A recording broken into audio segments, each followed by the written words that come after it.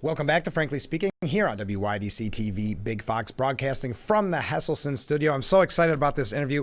Muriel, thanks so much for being on the program this morning. Oh, my pleasure. And thank you for coming back to Corning. I see the last time you were here was like 2011, I think it was. Yes, we've been trying to find a time to go back. We just really enjoyed Corning. And this one's for a very special cause because obviously our area, like so many areas, getting hit with floods. And right now this is going specifically for flood relief. So tell us what brings you to Corning. Well, I was asked to play at the Albion Library for their concert series. Okay. And then the Marich Music contacted me and said, "We've been wanting to have you back, and we see you're nearby. Is there any way you could extend your trip a day?" And I said, "Sure," and so it's nice? It was their idea to make it a benefit, and I think that's great. I'm going to be doing a second benefit down in Savannah, Georgia. Oh, wow. In a couple of weeks. Wow. And so I think that it's a time that we all need to pitch in a little bit with whatever we have, whether it be a harp guitar or something else. Yes. Marich Music is this Sunday at 2 o'clock. For more information, call 607-936-6044. So let's get back into your history in music. And we can talk about your impressive recognitions, and we'll talk about that. But did you always know you wanted to be in music? I always knew that I wanted to do something in the arts. And ever since I was a little kid, and that it would affect a large number of people in a positive way. Yeah. And so it was my mission to figure out what that was and then to do it. And I thought that everyone had that you try to figure out what your mission is and then you do it. And so it was really surprising to me when I would ask people, so, what do you think your mission in life is? And they didn't know. and so, at one point I was in, I think 6th or 7th grade, and I had a dream that I was carrying my guitar to school, and my guitar got heavier and heavier until finally I put it down and rode it to school. Okay. Lifted off the ground Yeah.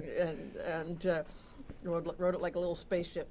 And so I woke up from that dream, and I thought I think my guitar is going to carry me through my life. Oh, wow, that's an amazing dream, and a good age to have it. So you get ahead of the curve on that one, I would think, for most people. Did you come from a very musical family? Yes, my mother played the piano, and we all just played and sang for fun. Yeah. And so I just thought that was part of being a human being, play Sure. music of some sort. Yeah. And why specifically the harp guitar in this instance? I mean, that for a lot of people watching is probably not something they typically see. Well, yeah, I play a regular guitar, Sure. I have for many years, Yeah. and I started writing tunes that were calling for these extra resonating bass strings. Yeah. And I was reaching for notes that weren't on my guitar, and so I saw a picture of one. Sure. I figured, okay, I've got to get one. Oh, well, it's beautiful. Is it heavy? Oh, not Not too bad. heavy. It's my brother. Okay. Who was it in your early life? Not just your family, of course, but when you look at your influences, because you have such a unique sound, who were the people that you were listening to when you were growing up and learning music? Well, I was a big Doc Watson fan. I loved bluegrass and fingerstyle, and then when I was taking, and also Pat Metheny, just loved that really innovative jazz, and then I was taking mandolin lessons from Jethro Burns out of Evanston, Illinois. And Jethro said, "You've got to meet my brother-in-law, Chet Atkins." Wow. It was just then. Yes, I do have to meet your brother-in-law, Chet Atkins. After meeting him, then he became a huge influence. Yeah. And really affected my music in a lot of ways. And I wanted to ask that because obviously doing some research, your relationship with Chet Atkins, what was the man Chet Atkins like? Oh, really? It was kind of just like meeting my uncle when I met him. He was so unassuming and kind, and really didn't differentiate between his friends, whether they be ex-presidents or the guy who sold T-shirts out of the back of his truck. Right. Isn't that amazing? And was always complimenting other musicians, the new players, young players who came to town, and mentoring them. So I wasn't the only one. There were a lot of people coming in and out of his office that he was showing, here, try this. Really? Do you think that's why he has such a legendary status, almost mythical, because he did help so many future stars? I think there are many, many reasons. He was very innovative and a perfectionist in what he did as far as his music. And he produced a lot of artists. He supported, it was his idea to put country and Western together and call it country and Western. Yeah. For one. Isn't that amazing? I mean, that's legendary status right there, right? Yeah, so, and the neat thing is that in Nashville, they knew that he made that town. Yeah. You know, that it was it was his really vision of making country music more universal. Yeah. And so, and they honored him for that. And so he was walking this line between, reusing his tea bags, growing up in the Depression, Yeah. and knowing that he was recognized in his time for the legendary man who he was. Do you think he could ever have imagined what, if you look like Nashville now and what country and Western has become and just the growth of it and the popularity, do you think he could have ever imagined that? In a way, I think he did. Yeah. He did imagine it, Yeah, and yeah. he had to put it together. But he didn't really like the way where it was going. Yeah. And he didn't like that. Not every artist sounded different. Yeah. That's what he was looking Yeah. at. That he didn't like quite as much emphasis on the electric instruments, the rock Right. aspect of it, and the homogenation of it. So I think that his vision was that each artist, like Dolly Parton, is so different from Yeah. Waylon Jennings. Sure, of course. That's he really liked that the individuality of each player, and he also promoted individuality in us. He didn't expect me to play just like him. He nurtured my songwriting, and the way I played it was unique. Can we also talk about a mutual friend and maybe two of the nicest people I've ever met, and that's Duane and Eddy. And of course, we just lost Duane a few months back now. It seems like forever, but what two amazing people. I know you had the honor, I'm sure, if I can use that word. I don't want to put words in your mouth, but the honor of playing with Duane. Oh, yes. I've been producing this big show called All-Star Guitar Night. We've cut back in recent years. Yeah. But at one point, I had rented the Ryman Auditorium several times. Wow. And one of the shows was to honor Duane. Yeah. So he played and his friends played. And I also did a show honoring Les Paul, and Les came and played. Wow. We did a show to honor Chet. Yeah. There was a time of the really big shows. Yeah. Yeah, we filled the Ryman every time. Wow. So, and in fact, in the 30-some years I was doing All-Star Guitar Night, we always had a full house. Yeah. Well, with names like that, how could you not? So, yeah. And there weren't always big names, and we introduced new up-and-coming players, but just really great players all the time. Well, I've got to say, just because we are in Corning here, and Duane Eddy was born in Corning, so that's yes, that's why. And he came and visited not that long ago, so he holds a near and dear place to my heart. Do you have any favorite memories of Duane? Oh yes, my housemate Jonita, fiddle player, was very close friends with Duane indeed, as well as with Chet, and we. There was so many times. Well, one thing is when Duane came and played on my Wildcat album. Yeah.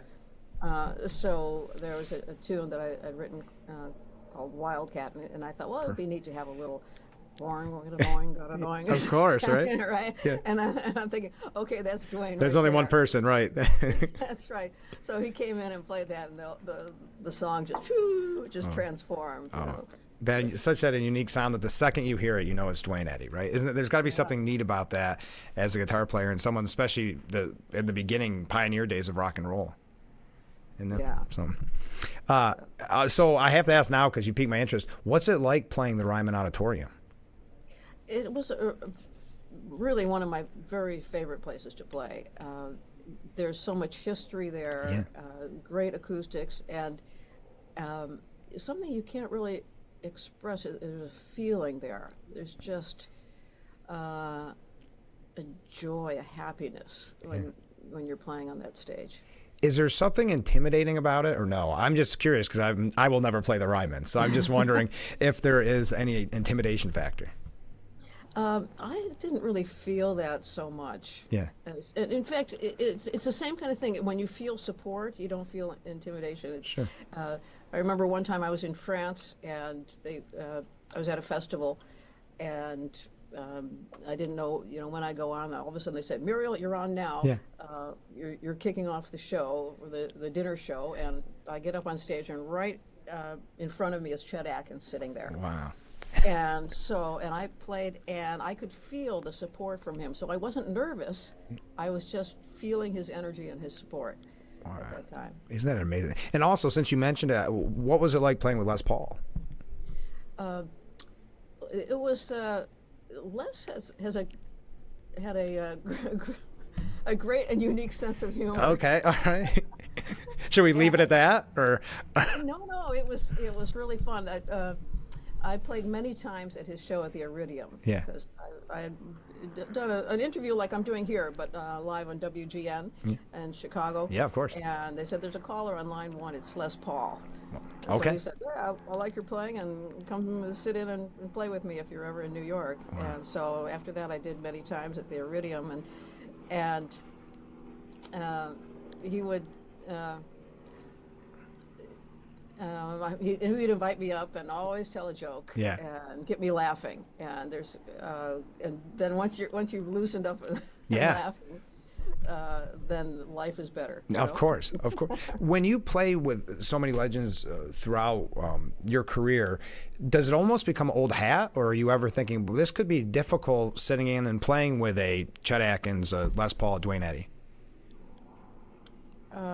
It's never old hat. The neat thing is that life is different every day. Yeah. And I try to take some of those lessons from Chet, that you treasure the small moments as well as the big moments. Sure. And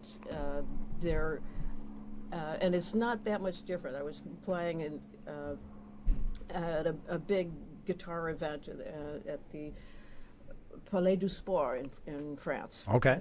Paris. And so there were, I think, 6,000 people in the audience, something like that.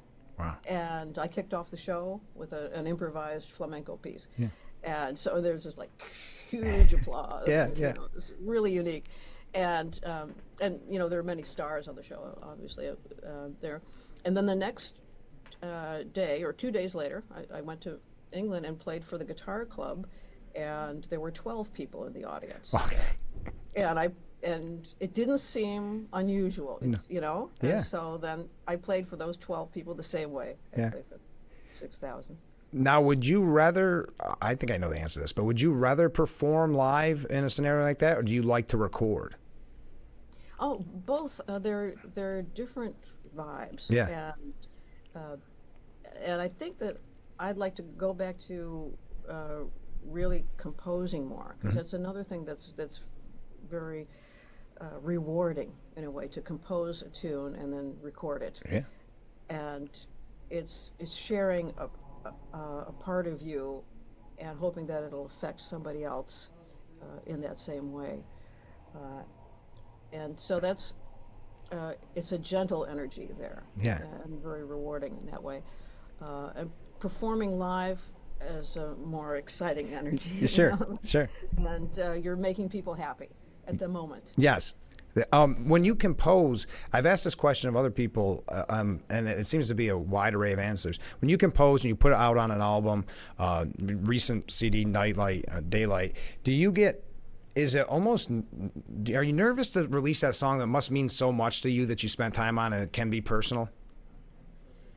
Sometimes even an instrumental piece. Yeah, that's what I mean. Feel personal. That Yeah. I remember at one point I had written this song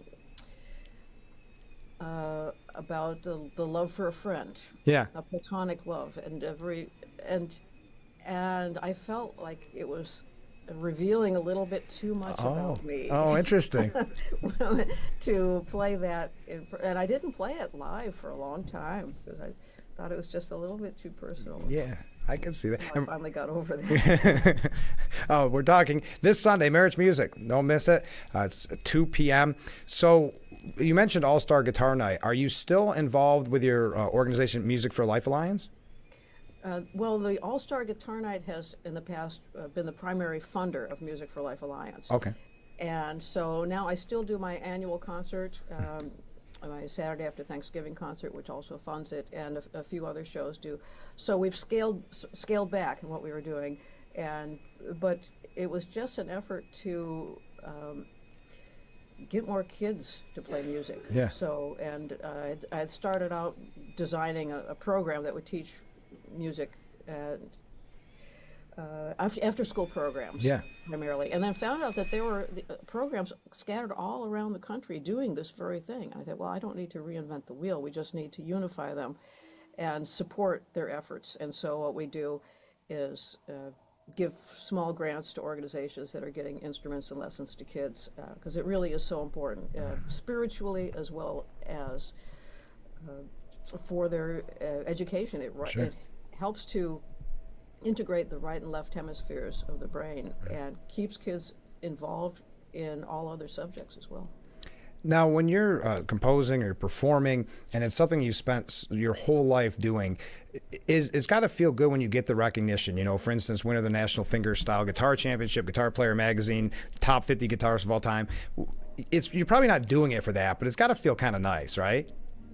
Well, to a certain extent, yeah. It's nice to get the recognition that I was looking for a long time ago. Yeah, sure. And now I feel like I'm not really looking for it anymore. So it's one of those things that just as soon as you don't really need anything, that's when it comes along. Yeah, of course. Well, isn't that interesting how it works? Before we go, because I'm almost out of time here on Zoom, again, the concert is at Marich Music. It's a benefit for flood relief. It's this Sunday at 2 p.m. You've played with so many legends. Is there anybody you wish you could have played with? I still would love to play with the Paul Winter concert. Paul Winter, a great jazz saxophone player. Okay. And he made music with whales and Canadian mountain wolves. Wow. and integrated nature and music together in such a beautiful and unique way. I would love to someday play with him. Well, thanks so much for doing this. I can't wait to see you on Sunday. Yes, looking forward to seeing you then. All right, we'll be right back with Frankly Speaking.